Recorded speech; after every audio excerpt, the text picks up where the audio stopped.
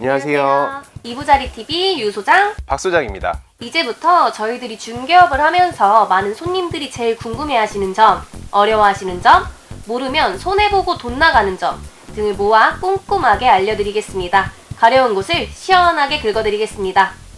자, 호기심 많은 우리 유 소장님, 오늘은 어떤 게 궁금하실까요? 요즘 평택에 신축 아파트들도 많고 인연이 도래된 아파트들이 많아서 그런지 요즘에 제일 많이 물어보시는 게 상생 임대 계약에 관한 질문이 굉장히 많은데요.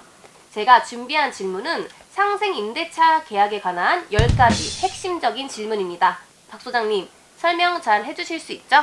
네, 아주 정확하고 이해하기 쉽게 이 영상 하나로 상생 임대인에 대한 질문이 더 이상 나오지 않게 제가 확실히 답해드리도록 하겠습니다. 네, 그럼 바로 첫 번째 질문 들어가겠습니다. 상생 임대주택으로 운영된 모든 보유주택, 즉 1주택자와 다주택자 모두 양도세, 비과세, 거주요건 2년이 면제되는 건가요?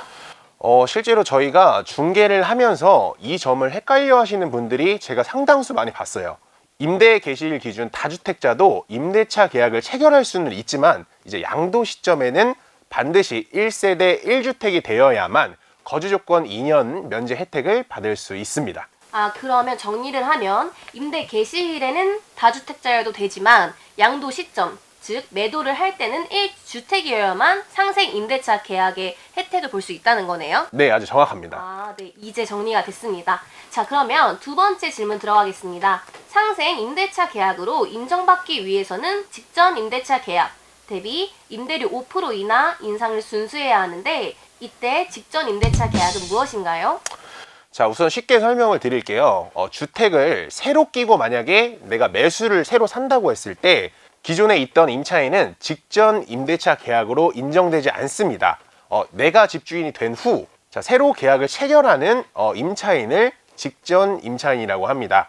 자, 그래서 기존 임차인이 승계된 경우에는 직전 임대차 계약에 해당하지 않습니다. 자, 즉 집주인이 되고 새로 체결되는 계약을 직전 임대차 계약이라고 합니다. 자, 직접 임대차 계약을 이해하는 게 여기서는 굉장히 중요한 대목이기 때문에 저희 구독자 여러분들 반드시 기억해 놓으면 좋을 것 같습니다. 자, 다시 한번 정리를 하겠습니다. 직전 임대차 계약 플러스 상생 임대차 계약이 성립이 되어야만 상생 임대주택 2년 거주 요건이 면제가 되는 거기 때문에요. 이 점을 헷갈리시면 굉장히 큰 손해를 볼 수 있습니다. 그러면 직전 임대차 계약과 상생 임대차 계약 요건이 모두 성립되어야만 2년 거주 요건이 면제가 된다는 뜻이네요. 네, 그렇습니다. 자, 그럼 세 번째 질문 들어가도록 하겠습니다. 직전 임대차 계약과 상생 임대차 계약에 임차인이 모두 동일해야 하나요? 아주 좋은 질문이고요. 네, 이것도 실무에서 질문을 굉장히 많은 부분 중에 하나입니다. 자, 결론부터 말씀드리자면 직전 임대차 계약과 상생 임대차 계약의 임차인은 달라도 무방합니다. 자, 단 임차인이 바뀌는 동안 임대인은 반드시 동일해야 하고 임대료 5% 이하 인상 조건을 지켜주셔야만 합니다. 그러면 임대인만 동일하면 기존 임차인과 새로운 임차인이 달라도 괜찮다는 말씀이신 거네요? 네, 맞습니다. 네. 이제 해결이 됐습니다. 자, 네 번째 질문 들어갈게요. 직전 임대차 계약과 상생 임대차 계약 사이에 시간적 공백이 있어도 되나요?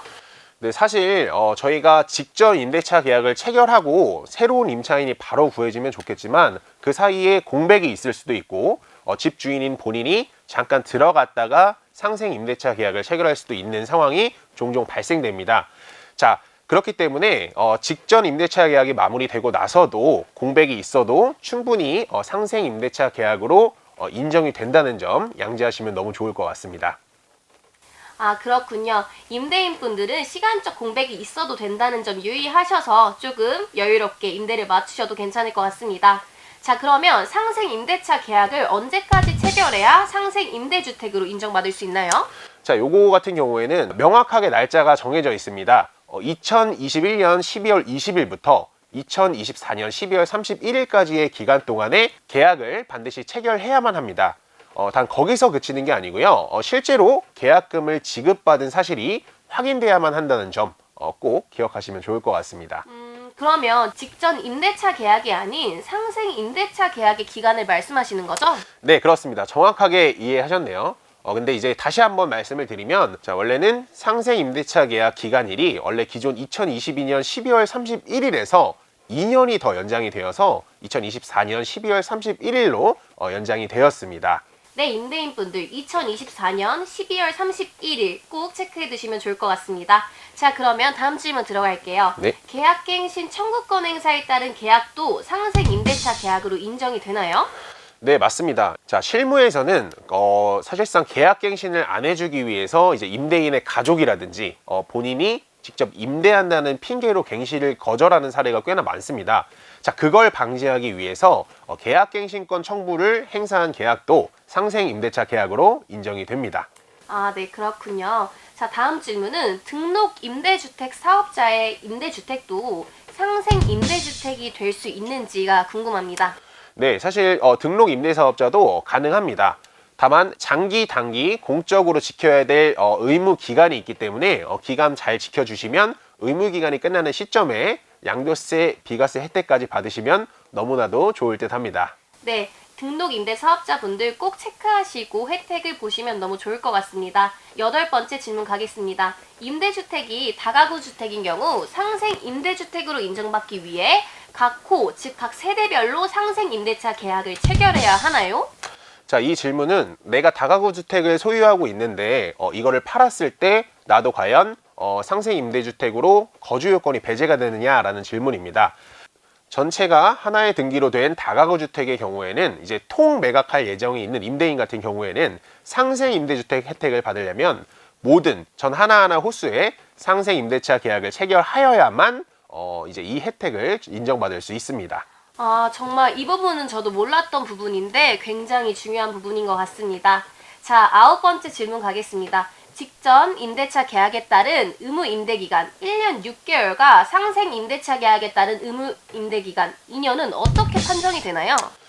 사실 해당 계약 같은 경우에는 이제 계약서만을 보느냐 아니면 실제를 보느냐 요 차이에서 갈라지는데요. 저희 이제 정부의 입장은 실제로 임대한 기간을 기준으로 판단합니다.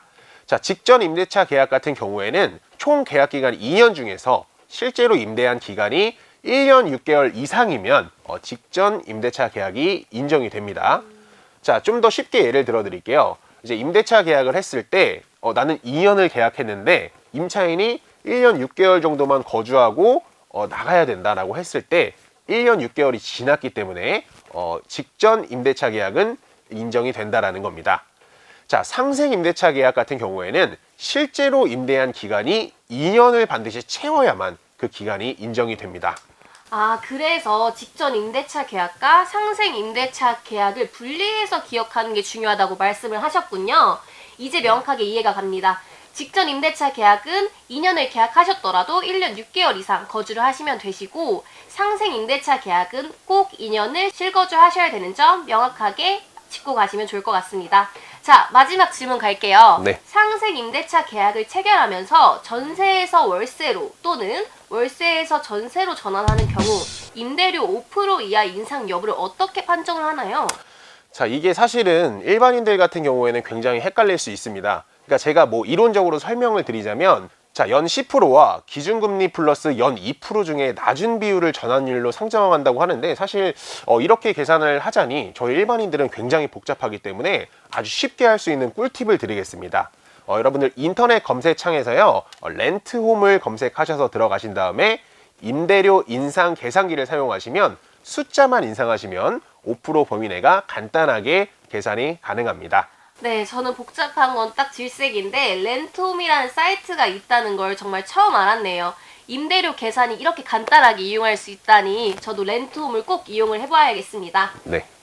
네, 좋습니다. 이렇게 저희 이부자리TV에서는 중개업, 저희 현업을 하면서 많은 분들이 헷갈려 하시고 또 애매한 부분 정말 많았는데요. 이제는 저희가 그 부분을 긁어드리려고 합니다. 구독자 여러분들께서는 궁금하신 사항이 있으면 댓글이나 메일 보내주시면 최대한 저희가 반영을 해서 영상으로 제작한 뒤 유익한 정보를 전달할 수 있는 이부자리TV가 되겠습니다. 자, 이상 이부자리TV 유소장 박 소장이었습니다. 감사합니다.